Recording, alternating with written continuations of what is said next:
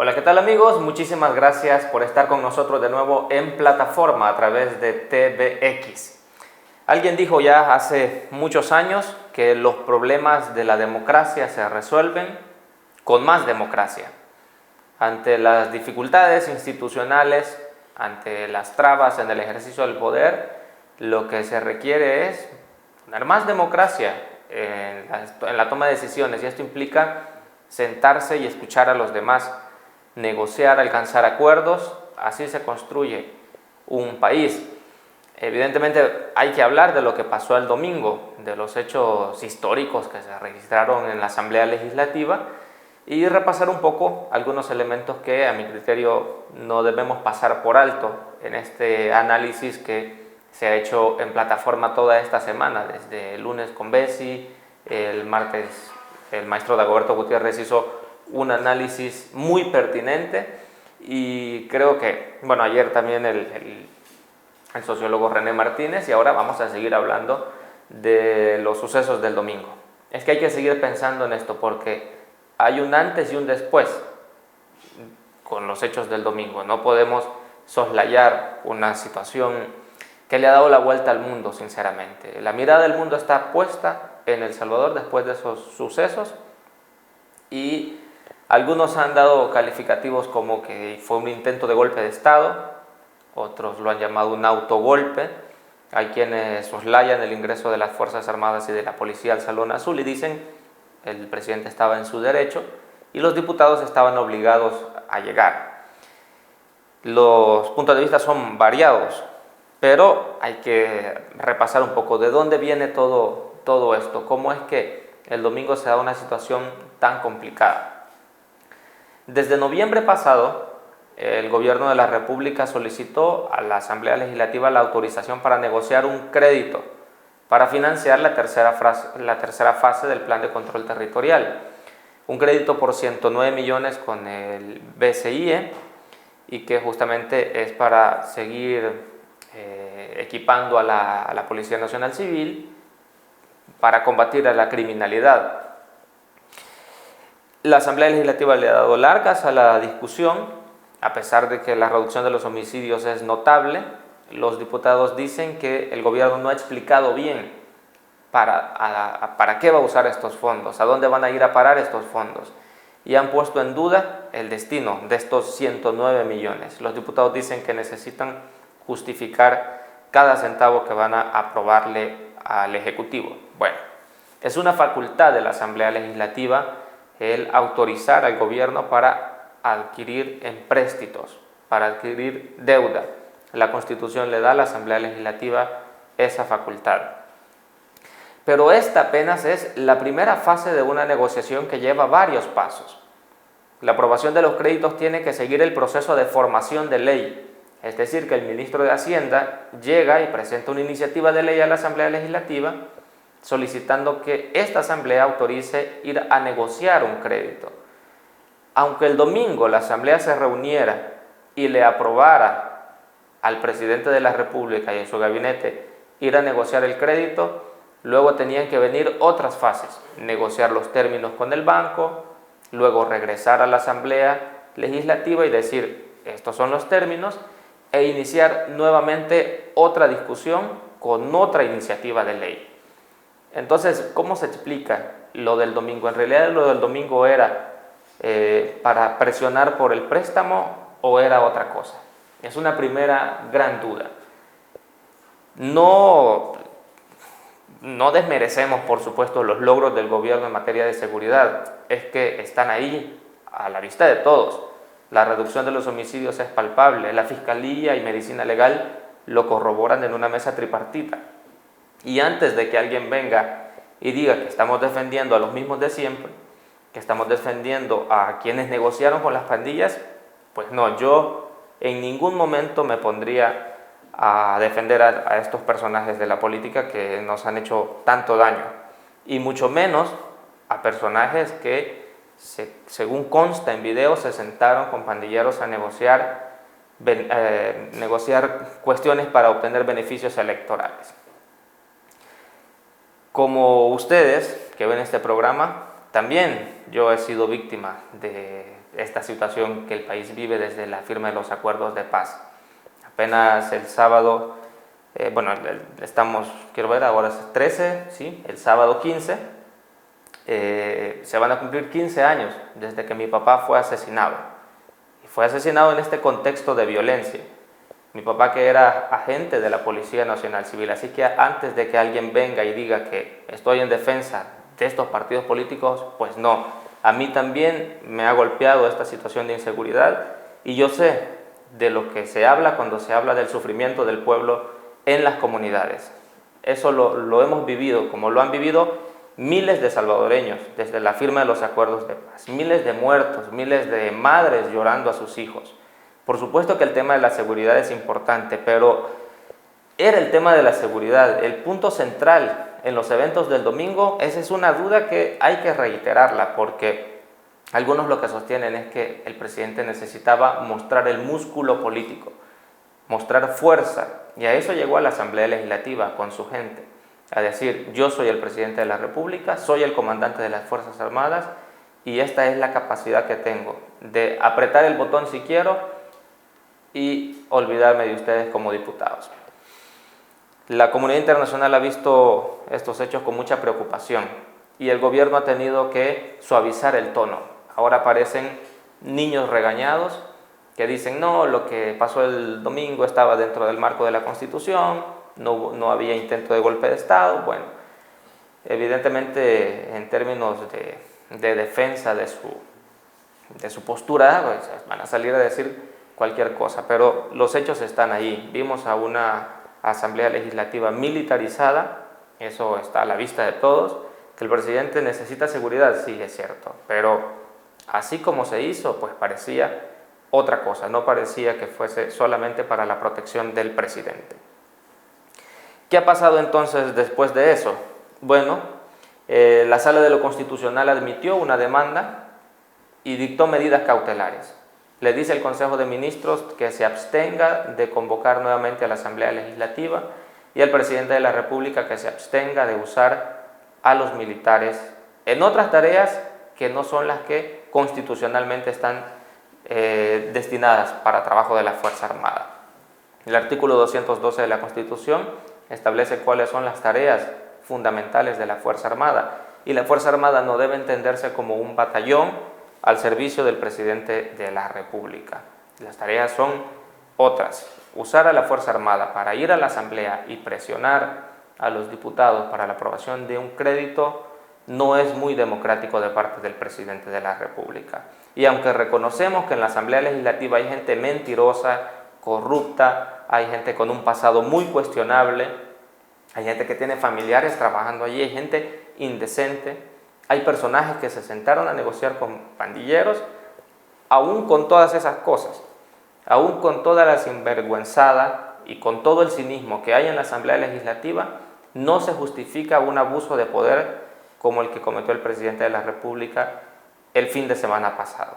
Es que eso no se corresponde con la necesidad de más democracia que el país tiene ahora mismo. Los problemas de democracia deben resolverse con más democracia y no haciendo demostraciones de poder.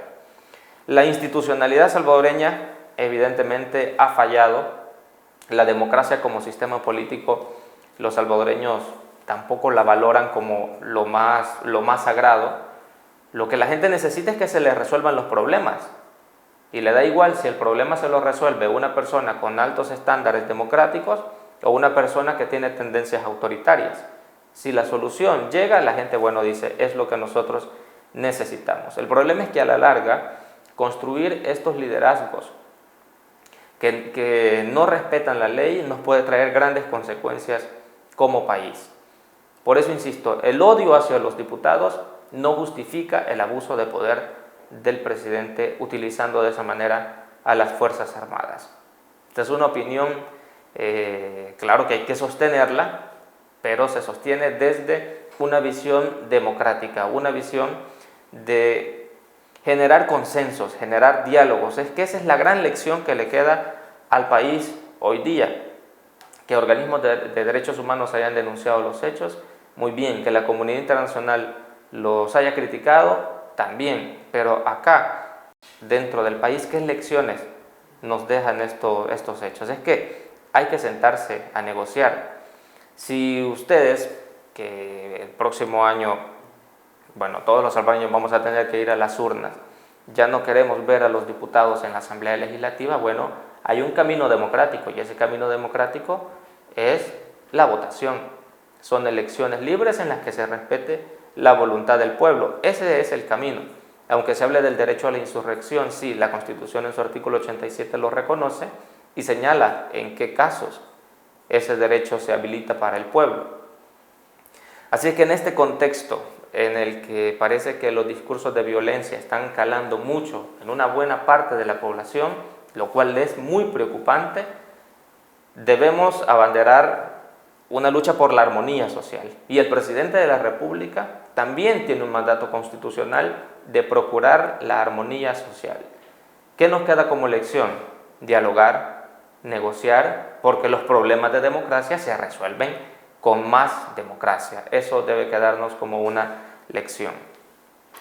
Que el 167 número 7 faculta al Consejo de Ministros para convocar a sesión extraordinaria, sí, literalmente se lee en la Constitución de la República, pero la Constitución de la República no solo se lee en su sentido literal, la interpretación que importa la va a hacer la Sala de lo Constitucional, que ya admitió una demanda. Hay que estar a la espera de cuál es la interpretación que la Sala brinda sobre ese artículo. Y otra lección que queda es que la democracia no tiene tanto su éxito en las instituciones, sino que el éxito de la democracia está más bien determinado por las actitudes de los actores políticos. Y una de esas actitudes debe ser la autocontención institucional. Es decir, la Constitución de la República le da ciertas facultades a los diferentes órganos de gobierno, pero el éxito de la democracia radica en que cada institución de gobierno haga menos de lo que la ley le permite. Dicho en otras palabras, si el Consejo de Ministros tiene la facultad para convocar a sesión extraordinaria y lo hace, debe evaluar los costos políticos de esa convocatoria. En un momento tan convulso como esto, esos costos políticos no deben pasarse por alto. Porque así como el Consejo de Ministros dice, nosotros estamos cumpliendo la Constitución nos faculta para convocar a la Asamblea Legislativa bien podría decir, el artículo 131, número 20 de la Constitución, dice que la Asamblea Legislativa podrá declarar la incapacidad físico-mental del presidente de la República, previo dictamen de un equipo de 5 médicos nombrados por esa Asamblea. ¿Se imaginan un escenario en el que cada órgano de gobierno comience a decir, la Constitución me faculta para esto, entonces vamos a emprenderla porque estamos amparados por la Constitución? Entonces hay digamos, una especie de caos previsible en un escenario como ese. Por lo tanto, la autocontención institucional debe ser una característica. Las negociaciones, los consensos son necesarios. El diseño institucional salvadoreño, eso es lo que quiere propiciar. Y si estos diputados le han fallado al país, como lo han hecho, evidentemente, entonces hay un camino para separarlos a través de las elecciones.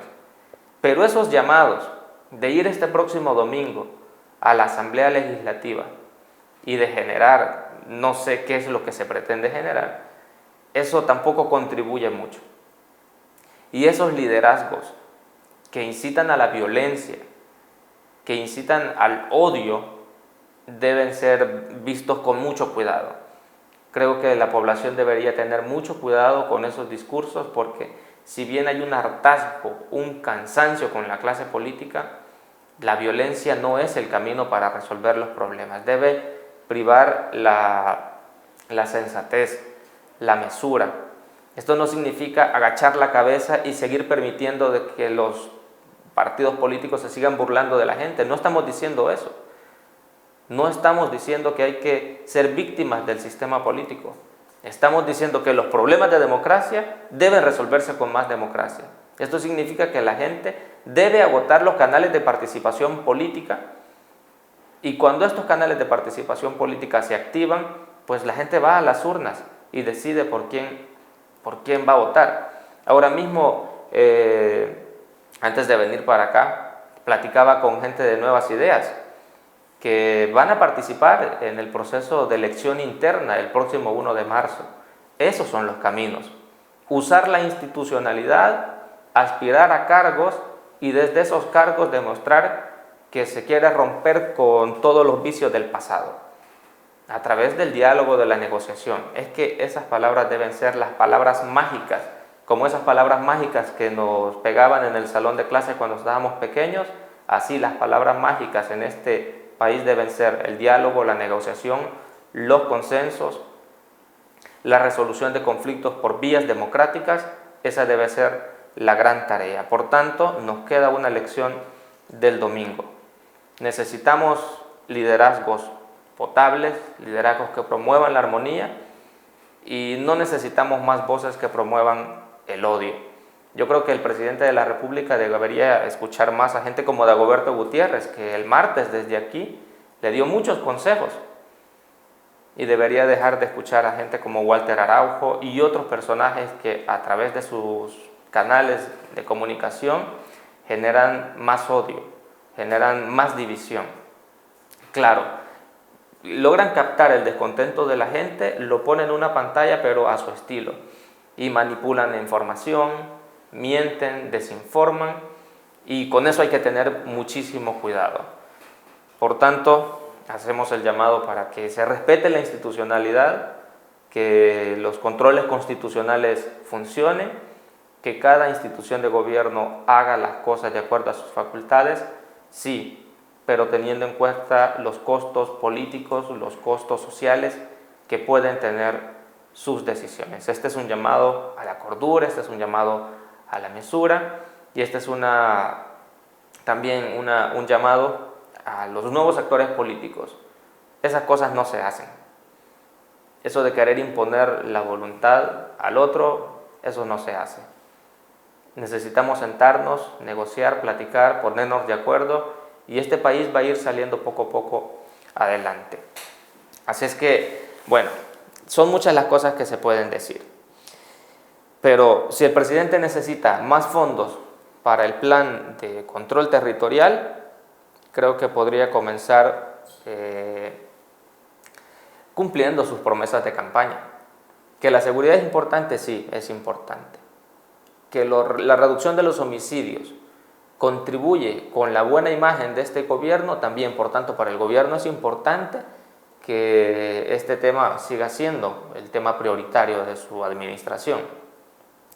Pero nos seguimos endeudando, seguimos adquiriendo deuda, y aunque esta deuda sí es para un tema urgente como es el tema de la seguridad, ¿acaso no hay otras formas de hacer llegar dinero a las arcas del Estado?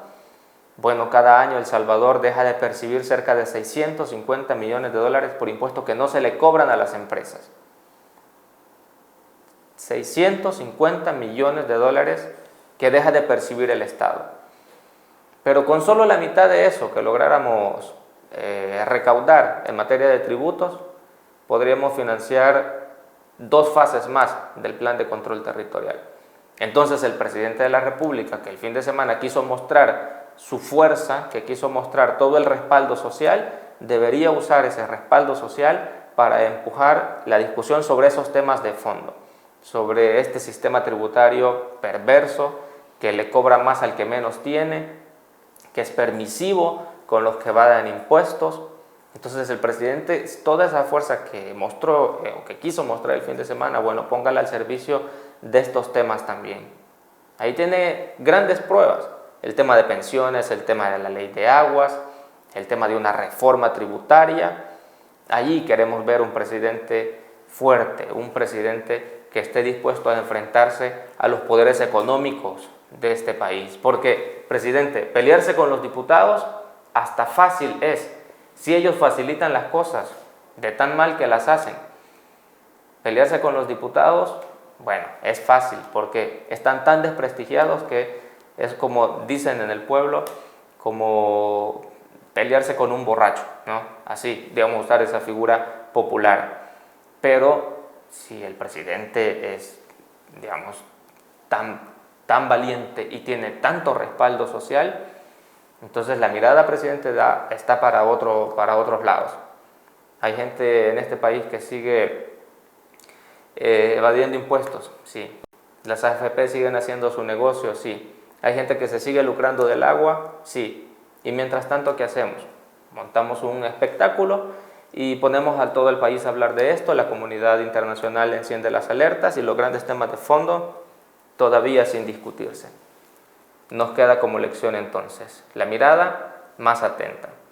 El sentido crítico debe caracterizarnos y el fanatismo no nos conduce a nada bueno. Así es que los llamados son a la mesura, a la cordura y a generar procesos de participación política que nos ayuden a encontrar soluciones a los problemas. Por ahí hay un buen camino para construir un mejor El Salvador. Un abrazo para todos.